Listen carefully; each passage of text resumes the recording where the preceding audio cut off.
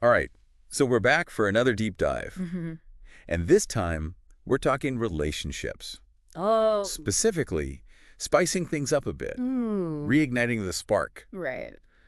from a Christian perspective, of course. Yeah. So we've got this video here with 15 tips, and 15. 15. Okay. Some of them are kind of what you'd expect, but some of them are a little out there. Like what? We'll talk about building a prayer wall. A prayer wall. Yeah, a prayer wall. Hmm. And something about dating with purpose, which I'm really curious about. Yeah, I mean, I'm intrigued. What do you think about those? I think it's interesting how they start with the more basic stuff, Like what? like praying together daily, Right. serving others as a couple. Yeah, They present those as like the foundation. it's true. They really emphasize that. It's Yeah. not just like an afterthought. Makes you wonder if it's about more than just the relationship itself. What do you mean? Well, could those practices actually strengthen their faith too, Yeah. Well, absolutely, yeah. as individuals? In Christianity, love is an action. Not just a feeling. You choose it every day. And prayer connects you to God, the source of that love. Mhm. And then serving others is like putting that love into action. Together. Yeah, both individually and as a couple. It's like a ripple effect. Exactly. That core strength impacts everything else. Hmm. And that's where this dating with purpose comes in, right? Yeah. This one really stood out to me. It's about intentionality. Going beyond dinner and a movie. For sure. Really choosing things that nourish your relationship. And your faith. Yeah, like they talk about visiting a new church together. Oh, interesting. Or even just reading a Christian book together. Hmm. It's like you're using the date to actually learn and grow together. I like that. I do too. It could even challenge some preconceived notions. Right. Spark deeper conversations. Yeah. What if you went to a church with a different denomination? Whoa. Different theological perspective.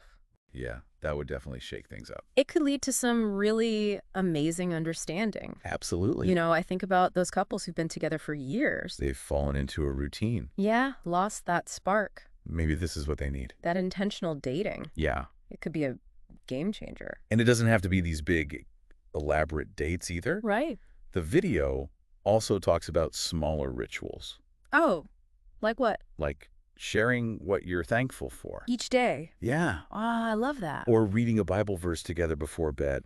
Just little moments of connection. Woven into everyday life. Right, exactly. It's so easy to just go through the motions. It is. But when you really focus on connecting, Even small gestures become meaningful. absolutely. It reminds me of how they talk about expressing affection, not just in private, Oh, I see. even in public. Not in like a showy way, Right, of course not. but those little gestures that say, I choose you. Even when others are watching. It's powerful. It is. And it's a witness to the strength of your bond. It's not just saying, I love you. Right. It's showing it. Through actions. It could even inspire others. You think so? Yeah, to prioritize their own relationships. Interesting. Yeah. And of course, we can't talk about reigniting the spark without talking about... Physical affection. Exactly. That's vital. It is. The Yeah. source is very clear about that. It's a powerful language of love. Communicating your feelings. Reinforcing that connection. Right. But like everything else we've talked about, That gotta be intentional. not just going through the motions, Exactly. but being present Yes. and expressing your love. Through touch. Yeah, it's a gift, That is- something to be cherished. And approached with reverence. Now, this prayer wall idea, Yeah, the prayer wall. I am so curious about that. It's a really beautiful concept. Tell me more. Imagine a space in your home Yeah.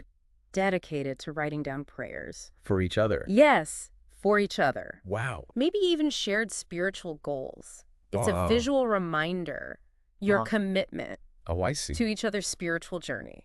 Like a physical manifestation Yes, of exactly. your commitment to pray for each other. It could even spark conversations. Your faith, your aspirations. I love that. It makes prayer less abstract. More integrated into your daily life. Mhm. And it ties in nicely with their suggestion of going on retreats together. Spiritual retreats. Yeah, dedicated time away to Yeah. immerse yourselves in your faith as a couple. Deep reflection. Spiritual growth Renewed connection with God. and with each other. Away from all the distractions. Hitting the pause button on life. I like that. I do too. What do you think for couples who are hesitant about retreats? About, What benefits might they be overlooking? well, I think stepping outside your usual routine can be really eye-opening. It can, yeah. You create space for new experiences and insights. You disconnect from the external world. Reconnect with each other. On a deeper level. It's about intentional connection and spiritual exploration. Exactly. We've got a lot more to unpack. We do. Let's dive into some more of these tips. Yeah, let's see what else we can learn. And how they can help couples nurture their relationships. In a lasting way. Okay, let's do it. All right. It's so easy to get caught up in the day-to-day. Oh, I know. And forget to appreciate the good stuff. It's true. But this video, it really emphasizes celebrating milestones. Oh, yeah? Both big and small. As a couple. Yeah, not just anniversaries and birthdays, Right. but like little victories along the way. I like that. Yeah. It's about recognizing how far you've come Exactly. and expressing gratitude. Mhm. It's honoring the past And acknowledging the role faith has played. in your relationship. Like taking a moment to breathe Yeah. and appreciate everything you've built together. Each challenge, each joy. Adds to the story And when you celebrate those moments, with gratitude. you shift your focus to the positive, You reinforce that sense of shared history. shared accomplishment. It's a good reminder that your relationship isn't just about enduring hardship It's about enjoying the good times. and giving thanks for the blessings, It's true, there's always something to celebrate. even amidst the challenges. Speaking of challenges, Oh, yeah. the source doesn't shy away from conflict. Nope. It actually encourages approaching disagreements with grace. Which, let's be real, Can be tough. when emotions are running high, For sure. it's easy to say. But harder to do. Right? So how do they suggest we actually apply that concept? Well, think of grace as more than just being nice. Okay. It's extending undeserved kindness. And understanding. Even when you disagree. You choose to see their perspective. Respond with empathy, not defensiveness. Put your ego aside. Exactly. Focus on understanding where they're coming from. Even if you don't agree. And this ties back to faith. Right? Absolutely. It's reflecting Christ's Love and forgiveness. seeing your partner through that lens of grace. Recognizing they're on their own journey. With their own struggles and imperfections. Is a powerful reminder. That conflict can actually be an opportunity. For growth. Both individually and as a couple. It's a chance to practice patience. Understand and depth. those core Christian values. It's not a threat.